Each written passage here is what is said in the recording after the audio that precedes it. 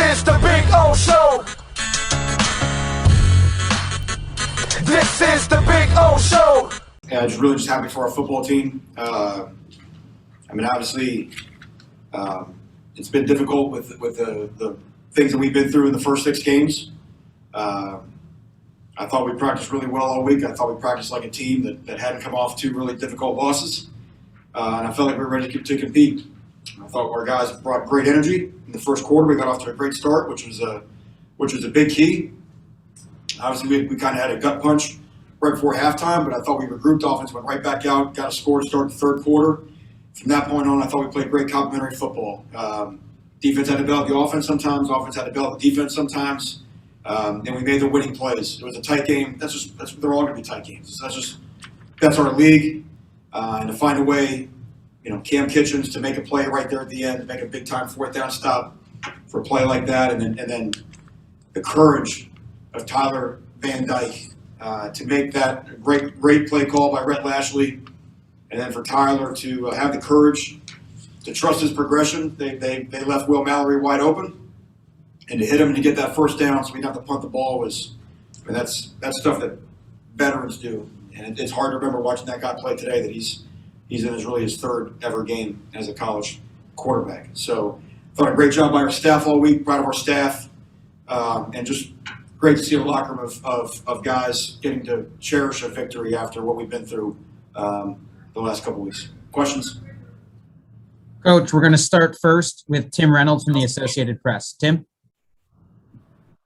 Thanks, Josh. Manny, this thing could have gone south after the last 2 weeks.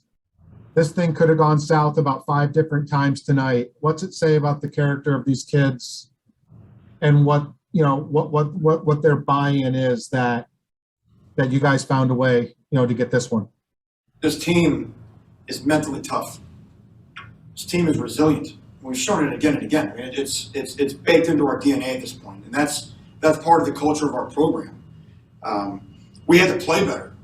We had to get better as a team. I thought we got better today. I thought our run defense got better today. To hold them to basically 70 yards rushing when you take away the fake punt, that's getting better. That's something that we hadn't been great at. We got better at that today.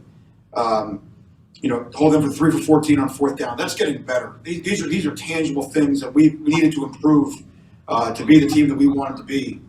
The fight is special in that team, and if they just hadn't seen the reward of the win, and tonight they got the win, and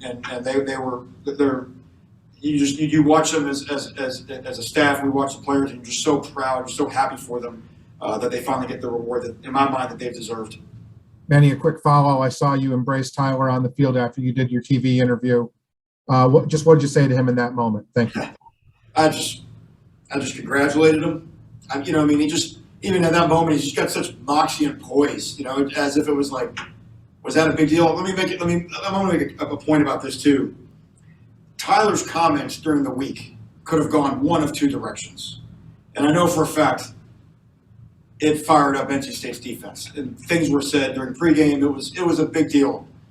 And you don't normally see a quarterback with 2 career starts in conference, both losses, come out and say, hey, we did this, we did that, we expect to do this.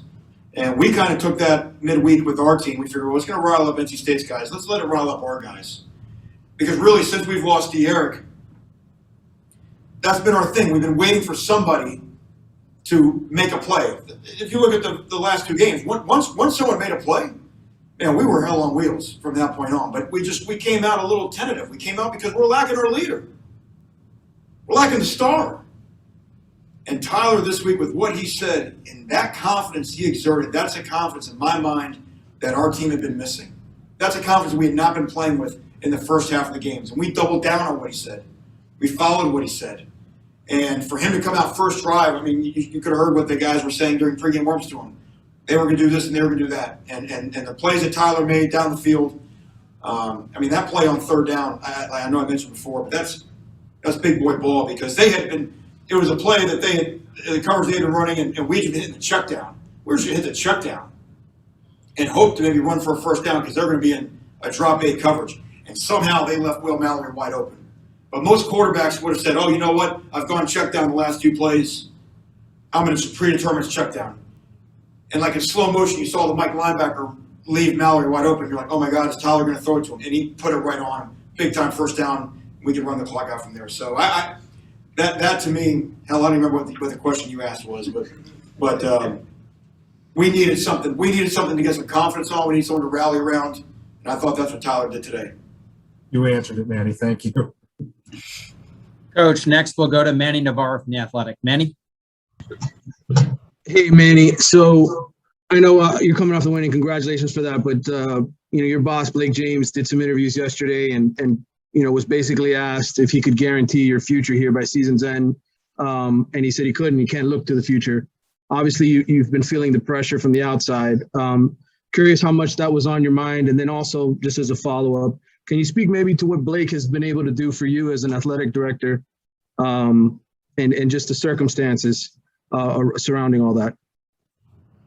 Yeah, I mean, Blake and I have a good relationship and have had a good relationship, but to me, this is all about competition. I mean, you're competing, right? I mean, that's what tonight was. It's about competing. Competitors want to compete. So whatever comes out 24 hours before kickoff, I mean, to me, that either has something to do with our competition that we have the next night, or it doesn't. It's either helping or it's not helping. So if it's not helping, you don't worry about it. I mean, that's as simple as you put it. I mean, it had been a good week. We'd had the prep. I mean, there's nothing else I can say about that. But people that want to compete. They want to get in there. They want to make things happen. I thought our guys did a hell of a job making that happen and getting a win. To me, that's where the focus is at. You control what you can control. Next, we'll go to Gary Furman from Kane Sport. Gary?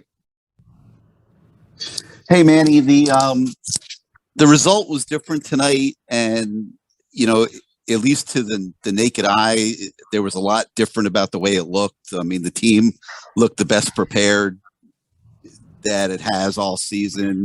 There was a purpose to the game plan coming out of the gate. You weren't outgained 171-12 tonight. You were stacking the line of scrimmage, taking away their running game on offense. You had defined playmakers, Rambo, Knight, and obviously Van Dyke. It just looked totally different. Was there a method to that? And was that part of any self-evaluation that you guys did as a staff that resulted in the team showing up with a whole different look tonight? I thought the team's look, it would be foolish for me as a coach to say, oh yeah, we had better plays tonight, put our guys here and there. I thought, let me go back to what I said earlier about Tyler. I thought our determination and our energy level early on was better tonight. Right, first play of the game against North Carolina, we have a flea flicker for a touchdown, or at least a very big explosive play. We just missed it. So it's not a matter of purpose and the things that you mentioned. I mean, obviously, you're going to always come up with a plan that you feel best to beat each team. And what it took to beat NC State was a little bit different than what it took to beat North Carolina or Virginia or whatever. So I get that. And I'm not denying, to your point, that it looked a lot better tonight. But I thought it looked a lot better tonight because we were confident from the start. We talked about that. We had some conversation in the week of, why do we know we're going to win the second half of the games against Virginia and North Carolina? We felt it. We believed it in our core that we're going to win those games. And why did we not feel that way in the first half? And I thought our guys tonight, they went out, they were confident. What they were, I think, part of our, I just think we're getting better as a team. I think, secondly, I think some of our lineup changes are having an impact. We had some during the game today that I thought helped us in the second half. And I think we're becoming a purer version of the team that we are going to, we're going to climb up to being as we get on to the season. And as a quick follow, can you just elaborate on what it means to the team to have guys like Jalen and Rambo, stepping out the way they are? And I mean, I won't call them superstars at this point, but they clearly are your defined playmakers right now, and they're making them over and over and over again. Yeah, I think I can't say enough about Charleston Rambo. I do think, to your point, I think he's reached that status where he's a guy that, in my mind, the defenses have to figure out a way to try and take away, because he's that guy. I mean, he's really, really good. Tyler made some great plays to get it to him. The RPO for a touchdown was a big, big time, not only throw, but decision by Tyler to stick it in there. And And I just think Rambo's role will just grow more and more. I mean, 9 for 127, that's big time. That's big time, 2 touchdowns. And then Jalen, I mean, obviously it's kind of process by elimination with the running backs, but to Jalen's credit, he's done everything we asked. He's run hard, 20 carries. Not all of them were going to be pretty, but only 3 lost yards in the 20 carries, which I thought was really good. I still think our offensive line is improving and getting better. People were not running the football in that NC State defense. It's just that's a hard defense to run the ball on and to get 420 on offense and all that. I just think I'm with you. I think our guys. I think our batting order is starting to assert itself with all the disruption and the injuries that we've had. I think every roles are starting to define themselves pretty good. Next up, we'll go to David Lake from 24/7 Sports. David? Hey, Coach, I just wanted to ask if Blake James gave you a heads up that he was going to do a little media tour, because it seemed a little surprising, the timing of it. No, I didn't know anything about that. Did he say anything to you after the game? Just congratulations. I mean, just normal post-winning stuff. Just all good. And then want to ask you about third down. NC State came into this game as the best third down team in the country, and you guys, considering the context of that, had some success on that down. Is that just, again, a credit to Tyler and his progression? Yeah, there were some big plays that we obviously converted some third down and longs. I mean, obviously 6 and 17 is still, and we did get a 4th down conversion, obviously on the big play to Jalen.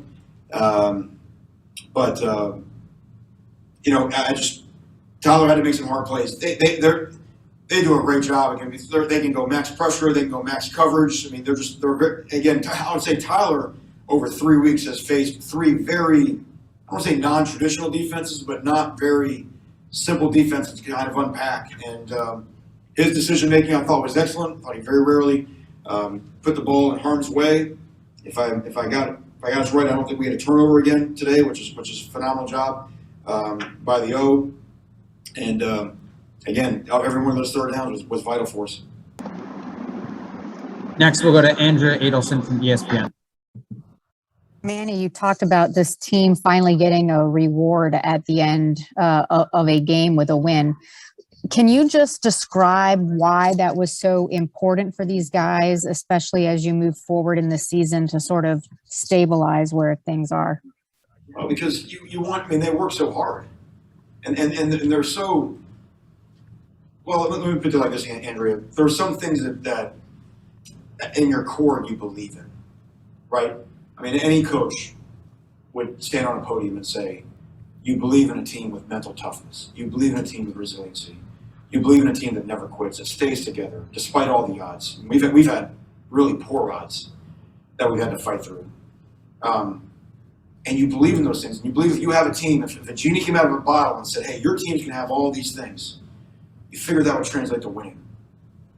And when you see a team that has those attributes and it's not happening, you hurt for them. And to their credit, they could have come back Tuesday, Wednesday, and who knows, right? We could have had issues. We could have problems. We're making some adjustments on depth chart, and everybody just comes back to work. Practice great, we prepare great. I think our Friday run through was probably the best we've had all year.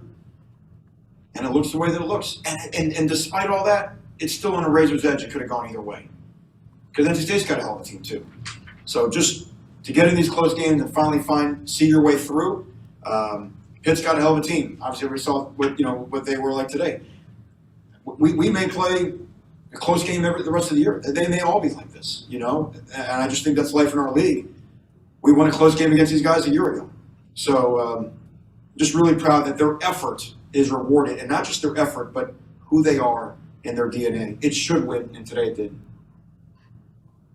We'll wrap up questions with Coach Diaz with Susan Miller-Degnan from the Miami Herald. Susan? Hey, Manny, congratulations. Do you think it's better to play these teams that have better records? This team was 5-1, and Pittsburgh beat Clemson today. They're 6-1, and now you're going to Pittsburgh. Is it more motivating to play a team like that, let's say, next week? I'm sure our guys will be very excited to play a Pitt team that's, in my mind, is playing as well as anybody in the country right now. So, yes, I guess the most simple answer to your question is yes, we will be motivated to play Pitt. but I'm pretty sure we'll be motivated to play anybody, just where we're at and how desperate we are to find more wins.